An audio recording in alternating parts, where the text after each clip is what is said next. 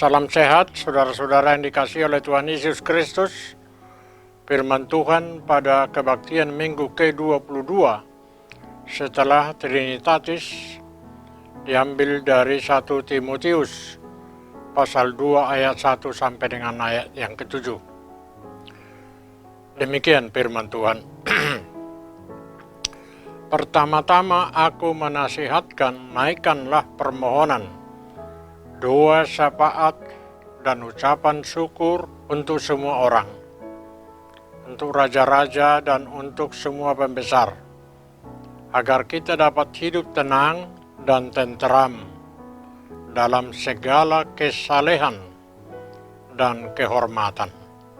Itulah yang baik dan yang berkenan kepada Allah, Juru Selamat kita, yang menghendaki supaya semua orang diselamatkan dan memperoleh pengetahuan akan kebenaran. Karena Allah itu Esa, dan Esa pula Dia yang menjadi pengantara antara Allah dan manusia, yaitu manusia Kristus Yesus, yang telah menyerahkan dirinya sebagai tebusan bagi semua manusia. Itu kesaksian pada waktu yang ditentukan. Untuk kesaksian itulah aku telah ditetapkan sebagai pemberita dan rasul yang kukatakan ini benar. Aku tidak berdusta, dan sebagai pengajar orang-orang bukan Yahudi dalam iman dan kebenaran. Topik minggu kita hari ini adalah tanggung jawab orang Kristen dalam politik.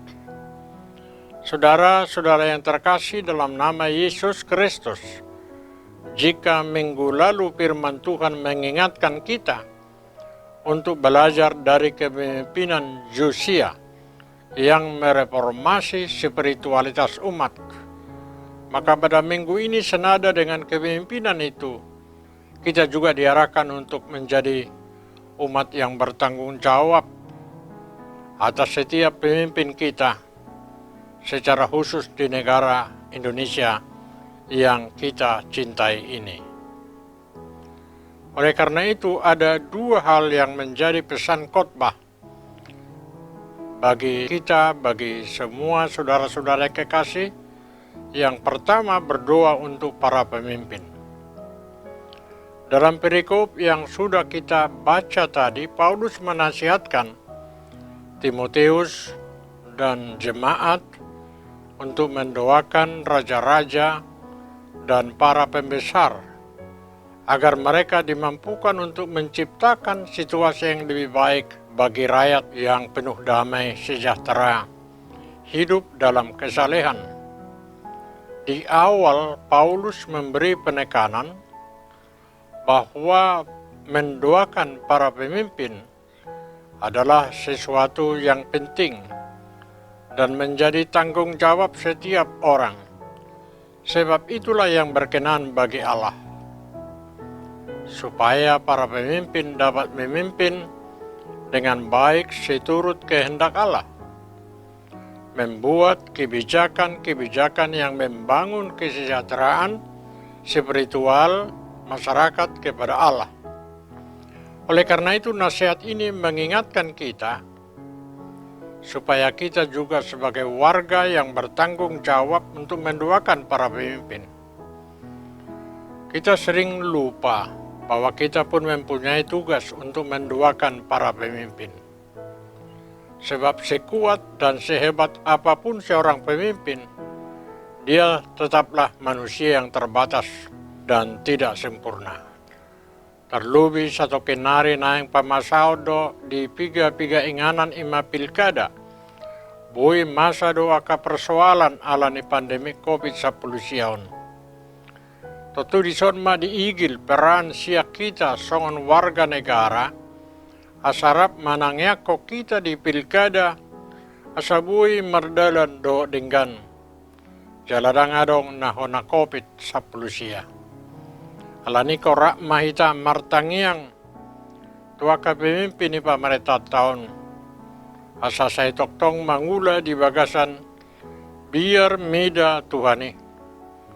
Terlebih kepada saudara-saudara kita warga jemaat yang mengabdi di pemerintahan kita ini agar mereka selalu mengandalkan Tuhan, berhikmat, beroleh kekuatan, selalu dijagai dan dilindungi oleh Tuhan, dan diberikan kesehatan untuk menjalankan tugas berat yang mereka emban dengan baik dan penuh sukacita.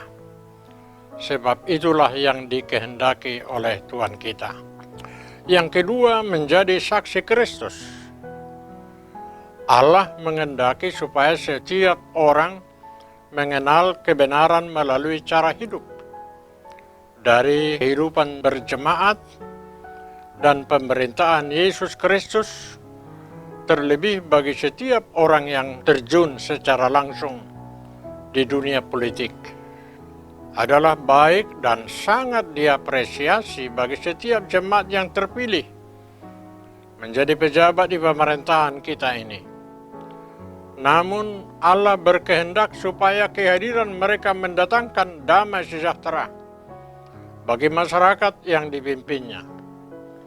Allah juga menghendaki supaya mereka menjadi bagian dari rencana Allah, yaitu rencana karya penyelamatan Allah melalui dunia politik. Supaya mereka tidak ikut arus politik yang hanya memanfaatkan kekuasaan demi kepentingan sendiri, tetapi menjadi garam dan terang bagi seluruh dunia ini atau bagi sekelilingnya. Sebagaimana kisah Daniel yang sudah dibacakan pada epistel tadi. Di situ ditunjukkan bagaimana Daniel memiliki loyalitas kepada Raja Darius saat itu, namun dia lebih taat kepada Allah. Ia terus berdoa memohon petunjuk dari Tuhan sehingga ia melawan keputusan raja dengan cara yang baik, tanpa pemberontakan dan kekerasan. Dan ia dapat melaksanakan tugas dan tanggung jawabnya mewujudkan kesejahteraan rakyat. Demikian juga kiranya mereka, para pejabat di pemerintahan kita, agar lebih takut kepada Allah daripada penguasa-penguasa di dunia ini. Itulah sebabnya kita perlu terus-menerus untuk mendoakan para pemimpin kita.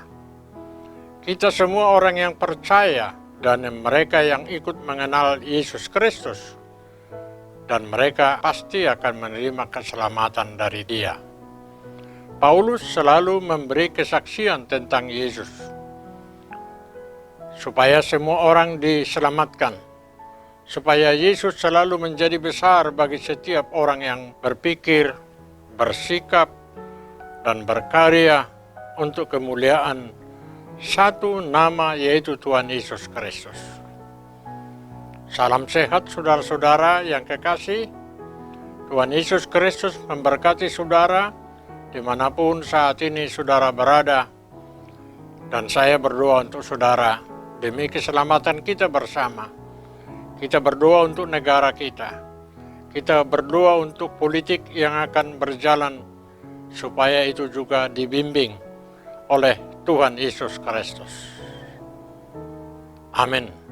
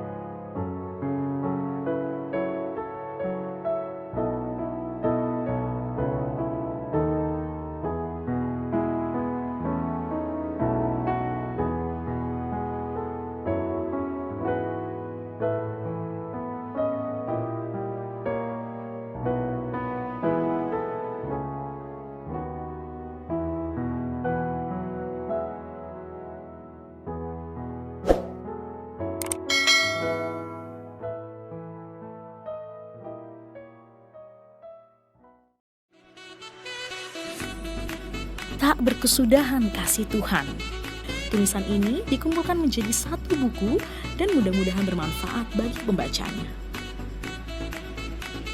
Tuhan mantapkan langkahku. Pendeta Median KH Sirait MTH, Preses HKBP Distrik 8 DKI Jakarta Raya. Sikap dan peran pendeta HKBP di era revolusi industri 4.0. Buku karya Pendeta Median KH Sirait. Panggilan Merawat Masa Depan, buku karya Pendeta Median KH Sirait. Disajikan sederhana dengan gaya penulisan populer, menjadikan isi buku ini hangat dan perlu dibaca.